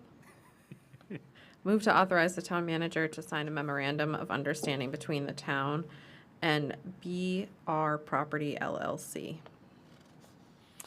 Second. Is there any discussion on the motion? All right, call for a vote. All those in favor? Unanimous, Brenda. Okay, this is where it gets exciting. 24-115 to set November 9th for bulky item drop-off events to be held at Public Works 23 Drown Road. I'm very excited, but Mr. Sturgis, would you like to just tell us about the silver bullets? Not to be confused with werewolf Coors hunting. Lights. Yeah, right. It is spooky season, but Yeah. would you just give us a little bit of insight into the silver bullets? And I think there was just a little bit of financial info you were going to grab as well. Yes, ma'am, I'd be happy Perfect. to. Thank you, Madam Chair. So what we're proposing is to bring to the town, due to many requests, a bulky item drop-off. In the past, the town obviously did a bulky item pickup as part of the movement from the prior contractor to our current contract. We do have, Casella's going to be doing the work for us, however, they have the ability to do a drop-off. So what we're proposing is to host this on November 9th from 9 to 1 at 23 Drown Road at the Public Works Facility. What they will bring is they'll be bringing the large containers, and we'll have staff there to help with this as well, with a loader, just in case it's something larger that has to be, we'll put in the loader and then put it into the, basically the dumpster large dumpsters that they see. Casella's going to provide us a couple of employees to help out with that, but a majority of that's going to be staffed by our Public Works crew. We were looking at November 2nd, but that same day, at that same time, there is the Class A, B, C, and D cross-country state championships being held at Twin Brook, as well as, I think, the last farmers market is on that day as well. So instead, to risk shutting down Tuttle Road for the better part of half a day, we thought it'd be best to move to the 9th. So we're looking to do that and see what we have for an experience this fall and see what we get for a turnout. But we think that's going to be well attended. We'll have staff there also to confirm, if they're a Cumberland resident, and then that's also partly why I spoke earlier about the other two recycling events that are coming up as well. So this would be for bulky items versus those other forms, or household hazardous waste, which isn't happening in the fall this year. So we do have, and I think we have, I know we have availability within the funds from our waste line that we have, as well as with staffing it on our own for the majority of it. We have capacity in our Public Works budget as well to fund that side of it. They will do the haul off, so we looked at, probably. They'll be dropping off 5 containers. We think that'll help us for the capacity, and they'll haul those when they're full. The disposal, we're looking at roughly, we're going to estimate probably 35 to 40 tons, which is the original bid that they have given us was for 125 tons, but that was for 4 different events to take place. So we're looking at about a quarter of that there, so in the 30 to 40 range. That's about $140 a ton. So we're thinking that the event's going to cost us roughly about $10,000 to do, but I do think we have the capacity to be able to fund that for this year. We will do a better rollout than I'm doing right now. We'll get it out through the crier, through the town website, and try to publicize it as much as we can, because we want this to be a successful event for the town and for the needs that folks have expressed that they want to have that for. But we'll get that out and try to publicize it as much as we can. And we think it'll be a well-received event. Please. One of the benefits to the greater surrounding communities was them being pickers, coming out to Cumberland and picking, which reduced our tonnage. Tonnage it would. I'm not encouraging that we put everything out for the pickers to come first, but I think that's a good idea. Or Bob, why not? I would staff it. But can we not separate the metals out of it and get our reduced, take that to Schneider's? I may have to follow up on that side of it, Councilor Vail, just to see if there's a way that we could separate our, like you'd say, like the white goods, basically your heavy, like your larger metal appliances, washers and stoves and things along those lines. That I'd have to talk to Chris about that and see if there's a way we could do that. If there is, and there's a way we could have a revenue out of it, that'd be great.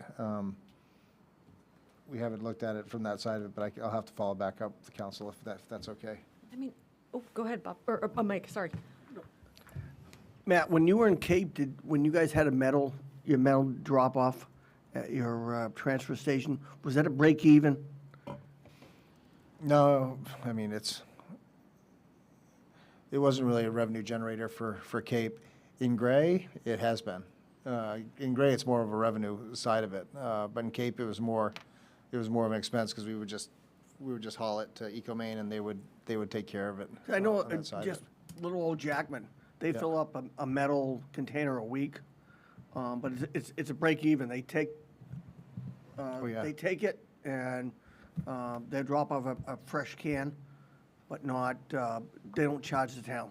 So going along with what Bob said, Yeah. if we could have a can specifically for metal. Yeah, we can explore that with Casella too and say if we segregate this out, is there a way that we can find that beneficial for both groups? Yeah, and I agree with Bob and Andrew was alluding to a little while ago, but when we did the curbside, you put metal out, that stuff was all gone. Yeah. It saved us a lot of The tonnage. pickers came and took I all mean, that. hypothetically, if people put stuff out on their lawn They do. in the week leading up to it, and then just loaded it in their truck on the day of, I mean, there wouldn't be anything to prohibit them from doing that, right? Hypothetically? Hypothetically, no, Madam Chair.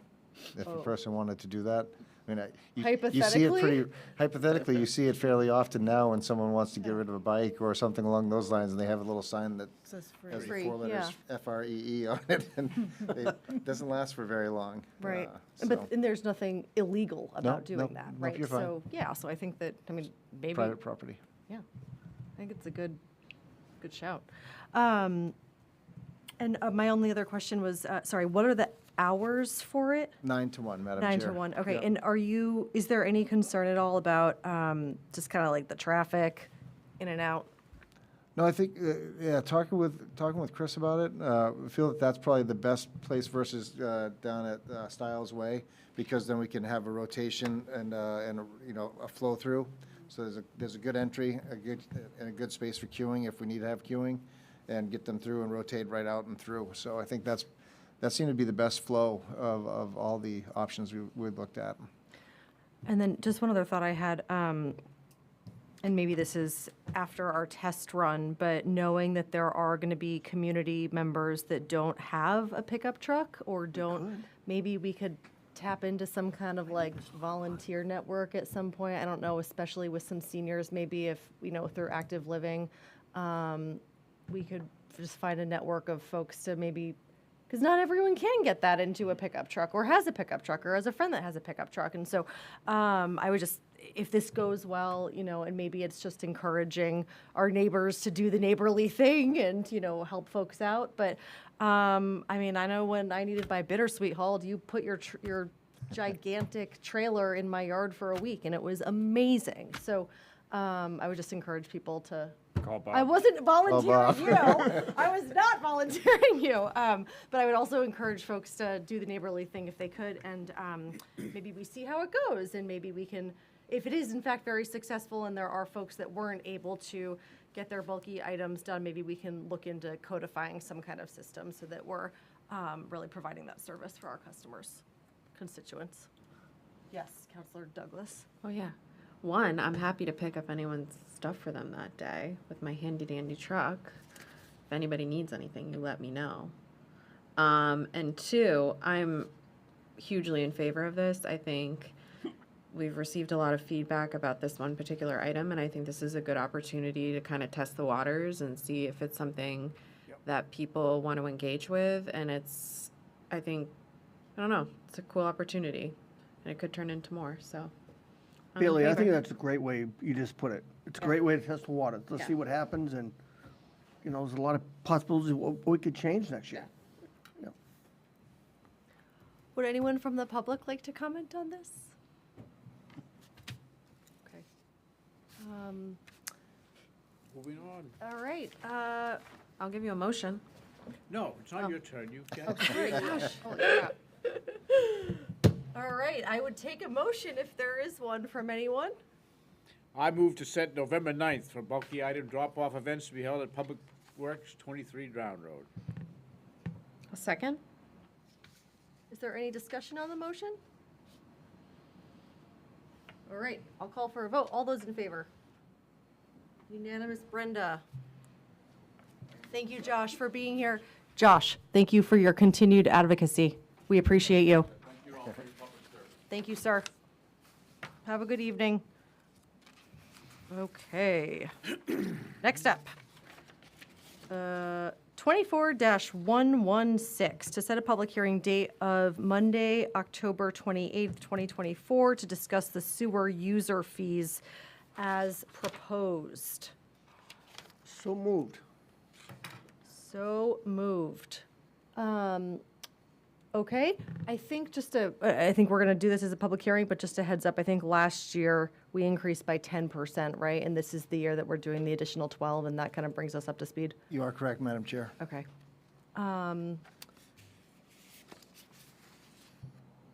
Would anyone like, is there any public comment on this? Not currently, okay. Is there any council discussion on this? We're just setting a public hearing date of October 28th.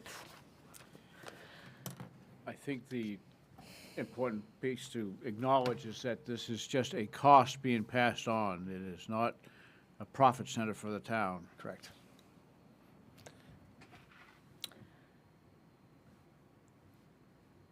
That is correct, Council Rail. Yes, sir. Awesome. All right, I think we have a motion. I'm not sure if we had a second, though. I'll give you a Second. Ooh, Helene, she beat ya. All right, there's a motion and a second. Any discussion on the motion? All those in favor? Unanimous, Brenda. Okay. 24-117, to consider an act on canceling the November 11th Town Council meeting in recognition of Veterans Day. That is an option. Do we want to also consider doing a switcheroo Yeah.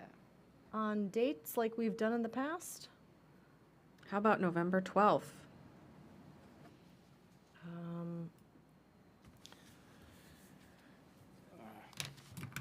I frankly don't have any problem meeting on Veterans Day.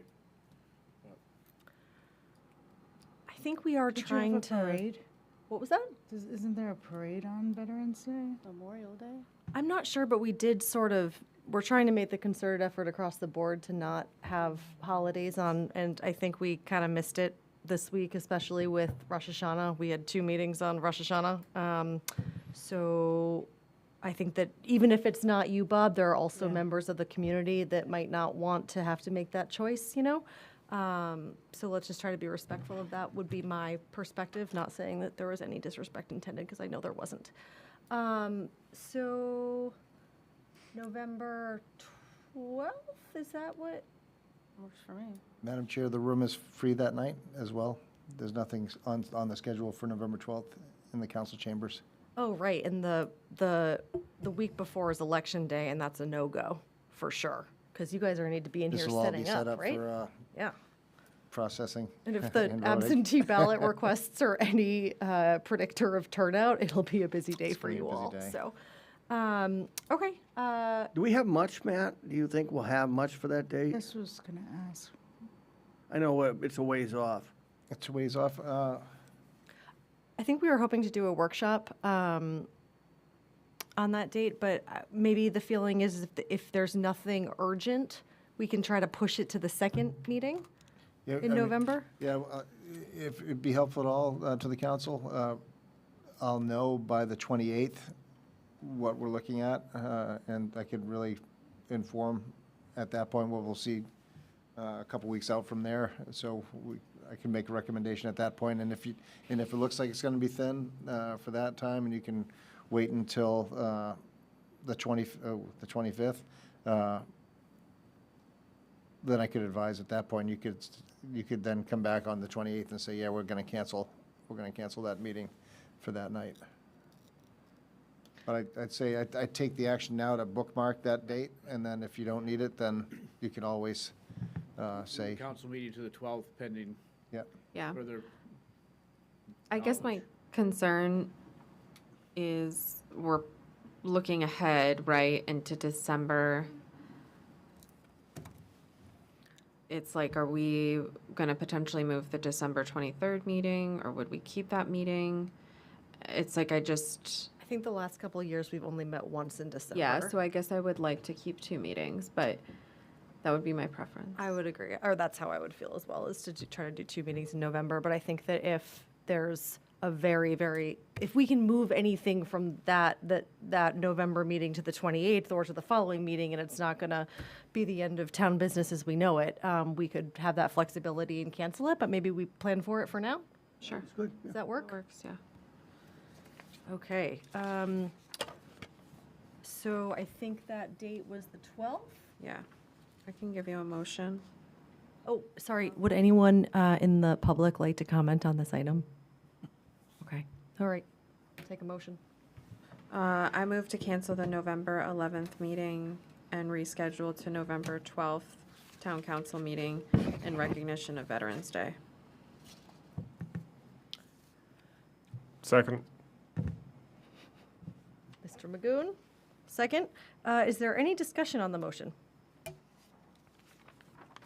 No. Okay. All those in favor? Unanimous, Brenda. Okay. It is CBA time.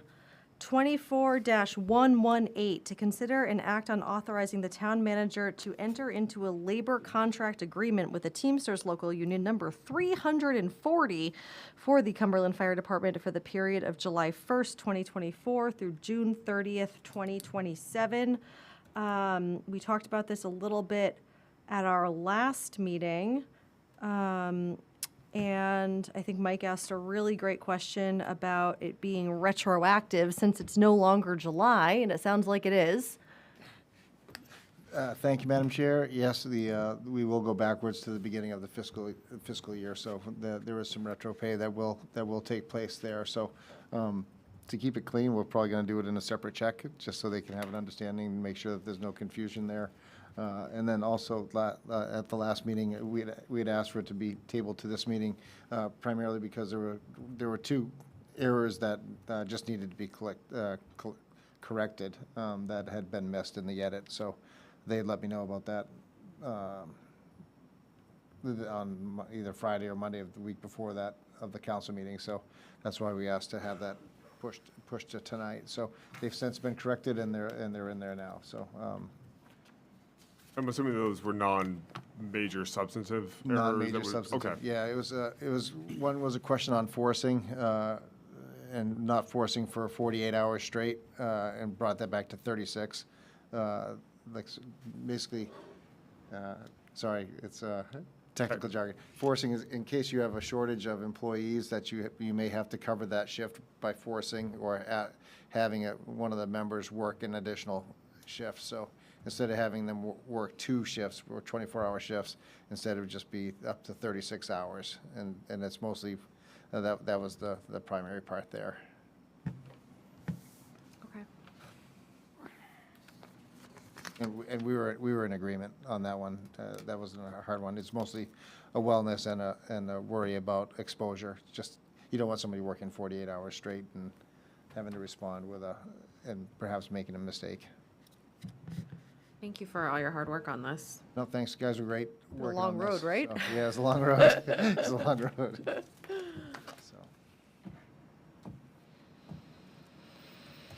So, Would anyone from the public like to comment on this CBA? No, okay. Is there any council discussion or, yes, Mr. Vale? Councillor Vale? I have a problem, and it's not with this, contract. I see it a lot. Personal leave time. They work 24 on, 24 off, 5 days off. The fact that we're providing personal leave time just rubs me the wrong way, What do you mean, you can't arrange your time and your 5 days off, and you want me to pay you to do that? I know where it's going, but I'll bring it up. I find it offensive. Thank you. Anyone else like to comment? All right, if there's no further council discussion, I don't want anyone to fight to make a motion, but I'll give you a motion. I move to authorize the town manager to enter into a labor contract agreement with the Teamsters Local Union number 340 for the Cumberland Fire Department for the period of July 1st, 2024 through June 30th, 2027. Second. is there any discussion on the motion? No. Okay, call for a vote. All those in favor? Unanimous, Brenda. Thank you so much, Matt. Killer negotiator and tax assessor. reformed. Is there anything he can't do? We don't want you to answer that. Okay. Oh, the best part of the evening, new business. Mr. Eads. Nothing, Madam Okay, Chair. Okay. No, I have something for you, Mike. What do you got? Reminder that it's hunting season and you can donate to the Oh, food pantry. Yeah. There are programs around, where there are local butchers that will help pay for donations to Hunters for the Hungry. It's a good use, it's good landowner relations here in town where you have somebody and you say, yeah, we'll donate half of whatever I harvest to the food pantry. I know that Jenny and I are getting ready to make another donation of meat, so I grabbed a box tonight and I'll drop that off the next couple days, and it's good. And I remember Bill Shane saying that the wild game meats is some of the stuff that goes very first. So it's and thanks for the reminder, Bailey. Keeping the deer population under control, too. Yeah, big time. Yeah. Councillor Magoon? I have a few things, hopefully quick. I just wanted to flag, I mentioned one of this to Mayor Sturgis earlier, but I was at the West Cumberland Fields 2 weeks ago and working the chain gang for the football game, and coach from Grading Gloucester just commented unprompted on how awesome the fields were and how awesome Twin Brooks was, and just wanted to pass that along, get that sort of in the public record that, we definitely get recognition from outside of the town of the work that the crews do out there. And then I also had another constituent last week mention about the composting and wood chips availability and how awesome that was and how great the crew was out there and how helpful. And then I wanted to flag 3 things. One, on the 26th of October, the community orchard will be hosting a Propagating Woody Plants Without Grafting event at the Prince Memorial Library from 10 a.m. to noon. There'll be a seed swap afterwards, and then the LCC will also be giving away Keystone trees. And then, sort of on the LCC note, I wanted to bring this up for the council to be aware of. There's another round of the community resilience grants coming up. They are due in December, and up to $75,000 is available for a town, or up to $175,000 is available if 2 towns work together. So I'm wondering if we can do something on, maybe with North Yarmouth to on the library putting solar in that, if they're going to be building to expand that, now would be the time to do that and to get the money for that. I think it could be a great opportunity to get some more for the town without burdening the taxpayers with it. And then I just wanted to reiterate what Manager Sturgis mentioned about absentee voting. Election day will be busy. It will be packed. I've worked the elections most of the time for the last 12-ish years.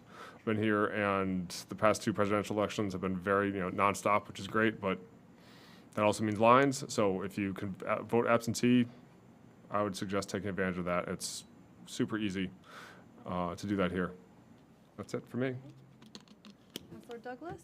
Thanks, Andrew. I've been sitting on the building committee as the liaison for SAD 51, and we had our second meeting on September 25th. During that time, we reviewed the exterior building plans of the campus, and the whole team provided kind of feedback on the exterior kind of architectural plans to the architectural team. It's moving right along. It's been super interesting to be a part of. Glad I've had the opportunity. And then just a reminder, we have a finance meeting on Thursday at 5:30 in council chambers. And that is it. Thank you. Councilor Vale? Just one thing, we had a meeting last week of the ordinance committee. We reviewed some changes to the solar ordinance. And one of the pieces that came out of that was a conversation about commercial solar, and we don't allow commercial solar in our town right now. And so we talked about it a little bit, and we asked the town attorney to come back with some ordinance that other communities may have about commercial solar, and we might want to have that conversation at the council level. And one of the reasons I bring this up is been thinking about, wealthy people put solar arrays on their homes. People of modest income are too busy paying their bills. So I was thinking, what if there was an opportunity for us to develop community solar? A modest buy-in. We could find a piece of land. So one of the things I thought, well, all right, maybe we should come up with a commercial solar ordinance that is beneficial to the town. So I think we ought to give that some consideration. I love that idea. Yeah, it's amazing. Councilor Thorson? Oh my God, a bunch of stuff. Went to the active living committee meeting recently, and it was really awesome to meet everyone and hear all the things that Devin has planned and maintains on a daily basis. It's really impressive and awesome. Big things coming up on the 3rd of November from 3:30 to 5:30. That's a Sunday at Valhalla. There is an active living veteran geriatrics and extended care town hall and resource fair. It's for veterans, their caregivers, anybody really who has questions or concerns about the extended care focused programs that the VA offers. And also it's geared toward veterans that are enrolled in the healthcare system, the VA healthcare system. However, there are a lot of people who are probably eligible who are not enrolled in VA healthcare. Veterans who maybe don't know that they're eligible to, or just don't know enough about it. All the departments you could possibly want to talk to from the VA will be there in person, so you can force them to answer your questions. They can't run, they can't put you on hold. They will be there, you can talk to them, involving home-based primary care, caregiver support, what else? Health aides, contract nursing, home coordinators, the state veteran home coordinator will be there, medical foster home, and then there will be people there to help you sign up for My Healthy Vet, and also a representative from the Veteran Benefits Administration, which is where you go if you think you have a service-connected disability and you want to go through the process of seeing if you are entitled to disability compensation, which a lot of veterans do not apply for because they don't think they deserve it or they don't think they're eligible, when you actually are, and you are entitled to that as part of your service. So again, that is on Sunday, November 3rd from 3:30 to 5:30 at Valhalla. Another thing I learned that's really interesting and an awesome resource is there's a grief group that runs the third Monday of every month from 10 to 11 a.m. at Valhalla. And while Devin does run it, once she goes and checks in, she leaves. And then it's just the people who come to the grief group and Valerie Jones, who is a clinical professor of social work at the University of New England with 15 years of experience and specializes in just practice focused on grief, loss, and transition. And that is something that's offered, and that's really cool. So that's another plug for that. Another thing talked about at that committee meeting is the need for more people to volunteer for Cumberland area rides or the CAR program. I guess it doesn't really take a whole lot of time. Basically, you sign up, you're kind of put into the bank of available people, and if somebody needs a ride, usually just like a couple times a month, you'll get a call, they'll let you know what's available if you would like to take it, and you can always say no and you don't have to. And basically, it could be as simple as driving somebody to Hannaford or going down to a doctor's appointment, and you have the choice of either staying around till the end of that appointment and bringing them back, or you can drop them off and then somebody else will be arranged to pick up. So it isn't a whole lot of a commitment, but it does really help because there are a lot of people in town who cannot drive and need to get to appointments, need to get groceries, and Cumberland Area Rides relies on people in the community volunteering their time and their vehicles. So that's another thing. What else? Talking about food pantry donations, the Lions are going to start their apple pie fundraiser soon. Proceeds to the food pantry, so those will be available soon for order. The option to buy your own pie and also to buy a donation essentially to the food pantry. So that's something that's done every year, and that will be opening up. And Denny left, but I had a question about municipal compost, household compost, because that was a talk at the climate, some CCLT and LCC climate thing that we didn't hear that one time, talking about how right now, you know, we have the brush and that kind of compost, but talking about the potential of, I don't know, either doing it ourselves or partnering with like Garbage to Garden or something like that to have actual, like home compost, you know. It is an active dialogue that the LCC is having. We did a pilot program, I think, 3 years ago, and the number of diapers that were in there and the black fly problem, and it was like, no pun intended, a dumpster fire, and because it was really just not done properly, and so. I know the LCC at the commission level, I think Denny, they are looking at what they can be doing to furthering that along. So that is in play. Excellent. That's all I have. I've talked enough. Thank you. Councillor Di Bartolomeo. Oh, perfect. No, I have nothing tonight. Thank you. Okay, sorry, I have a bunch of things. But I'll try to be brief. Okay, so on Saturday, Bailey and I did the Rhines Forest walkthrough. I think everyone knows what a treasure Paul Larrabee, the town forester, is. We are so lucky to have him. And huge, huge shout out to Todd Ontel, who is the new chair of the forestry subcommittee. There is a lot of dialogue right now around pesticides and also glyphosate, and it is indeed a terrifying chemical, and the town forester is also probably the most cautious, light-handed that he can be. And so a couple of things I want to hit with as far as kind of Ryan. So the invasive management strategy, which you probably all recall from the plan that we just passed, is really about treating the less infested areas first. You know, we want to prioritize keeping the invasives out of areas that don't have a lot and work towards the ones that are overly done. So in Rhines, we're looking at buckthorn, which is just horrendous. It just comes back and it comes back and it comes back. But the way that Paul treats it, being mindful of using the glyphosate, is that if it's done at the right time, kind of the larger goal for this forest is to replace the red pines that are coming down with the white pines, which are native to Maine. And so literally kind of in these areas that are totally kind of overcome with buckthorn, what he does is he waits until almost like exactly the right moment to spray, and they track the leaf color. He is able to do a 2% glyphosate and 98% water spray material, which is pretty much, it's laser focused.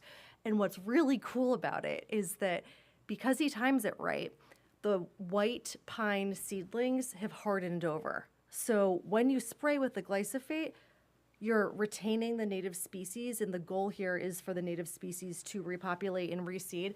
And like Bailey and I were chomping all around or walking all around, clomping all around, and like these seedlings are everywhere. And so I want everyone to feel really confident about just kind of that level of thoughtfulness, and it's very scientific about the way that they're approaching that management. They're also doing mulching done to keep buckthorn at waist level because you can imagine if you're trying to spray something that's above you, that's incredibly dangerous, and we don't want any of our public works or certified sprayers to be sprouting tentacles or anything. And one of the larger kind of issues that we're looking at long term is how are we educating landowners? Because while you can be managing your forests, and being really diligent, if your big landowners kind of aren't really looking at it, that's an issue. And there is so much money out there for landowners for grants to be able to take advantage of. And I think that a lot of folks don't know that. And so the LCC and Paul are going to plan to hold some workshops in Cumberland to do a lot of that education about the problem. Because the really terrifying thing, not to fearmonger, but if we lose control over these invasive plants, we lose our forests. Like there are areas that are just, he's like, you just have to, like, you can't, there's nothing to be done. And we don't want to do that. We love our we love our forests, we love our green space. Okay, done with the invasives. Next up, the library strategic plan. The amazing staff at PML is kicking off a community survey. It is available on the Prince Memorial website. Stacy has asked all of us to advocate for people to fill it out. So as I took it. counselors, oh, awesome. It was if you pretty can quick. send it to 25 people, she did not ask us to send it to 25 people, but if we can do our part just to kind of, it's really, really important that they get that feedback. What? I said I don't know 25 people. Oh, that's, yes, you do. Well, that's okay. Neither do I. Okay, so that can be on the Prince Memorial Library website. They are going to be, because they've thought of everything, we know that not everyone has computer access in our communities. So Stacy or Kelly are going to attend the next Active Living Lunch to make sure that they have a printed copy for folks, or if they do want to do it on a computer, she can set up time and assist them so that we're getting everybody's feedback in there. Well done to PML. The survey closes on November 26th, which sounds like it's Thanksgiving time. Okay, upcoming events. I think we already talked about new resident orientation tomorrow from 6 to 8. I will be there with bells on. If other people are able to come, please come. And we have a TRICOM meeting, which is our we have 3 of these a year with the North Yarmouth Select Board and the school board on October 17th. I met with Andrea Barry, who's the chair of the North Yarmouth Select Board, and Leanne Candora today. We'll have an agenda out to you all shortly. And finally, I would like to thank Sergeant Tony Ridge. I was one of the people on Main Street that was robbed this week. My car was robbed, and it has a happy ending, at least for me. He was able to find my 2 stolen items, which were 2 handbags, which apparently, were not up to the standards of this thief. Sorry. And the really dorky thing is that one of the ways he was able to track me down is because my town council notebook with all of my notes was in the bag. And he's like, oh, whoever this town nerd is. Anyway, so thank you so much, Sergeant Ridge, and to all the I know a lot of people were impacted in the center. I'm so sorry. It really, truly does feel like a violation when you know that someone has been in your stuff. And so I'm so sorry. I feel for anyone that was, that experienced that this week. And I will shut up now. That's all I have. I would take a motion for adjournment unless anyone else has anything they want to say. I give you a motion to adjourn. Second. All those in favor? Unanimous, Brenda. Lovely. I'm going to sign your warrants now. Is there an